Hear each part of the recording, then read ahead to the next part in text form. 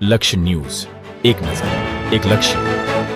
Street લાઇટોના maintenance પાછળ માનસિક 5.30 લાખનું આંધણ, છતાં શહેરના વિસ્તારો અંધારામાં ગરકાવ. સ્ટ્રીટ લાઇટોના મેન્ટેનન્સ પાછળ માનસિક 5.30 લાખનું આંધણ, છતાં શહેરના વિસ્તારો અંધકારમાં ગરકાવ.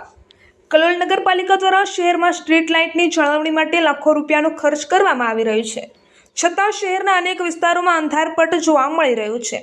નગરપાલિકા દ્વારા શહેરની કુલ 10,647 સ્ટ્રીટ લાઇટો તથા CCMS સિસ્ટમના રિપેરિંગ અને મેન્ટેનન્સ માટે મહેસાણાની ખાનગી એજન્સી શિવ ઇન્ફ્રાસ્ટ્રક્ચરને 3 વર્ષનો કોન્ટ્રાક્ટ આપવામાં આવ્યો છે.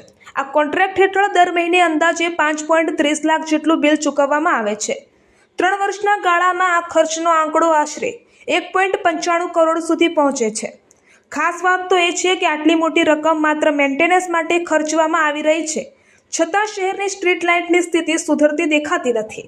નગરપાલિકાના રેકોર્ડ મુજબ ખર્ચ નિયમિત રીતે થઈ રહ્યો છે, પરંતુ વાસ્તવિક સ્થિતિ જુદી જ જોવા મળી રહી છે. રાત્રિના સમયે શહેરની અનેક સોસાયટીઓ અને મુખ્ય માર્ગો પર લાઇટો બંધ હાલતમાં જોવા મળે છે, જેના કારણે લોકો અંધારામાં રહેવા મજબૂર બન્યા છે. સ્ટ્રીટ લાઇટો બંધ રહેવાના કારણે અંધારાનો લાભ લઈને અસામાજિક તત્વો સક્રિય થવાની ભીતિ વધતી જાય છે.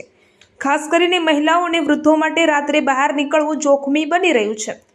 હાલમાં શહેરના જાગૃત નાગરિકોમાં ચર્ચા ચાલી રહી છે કે જો સ્ટ્રીટ લાઇટોના મેન્ટેનન્સ પાછળ દર વર્ષે 65 લાખથી વધુનો ખર્ચ થાય છે, તો છતાં શહેરના રસ્તાઓ કેમ અંધારામાં ગરકાવ છે?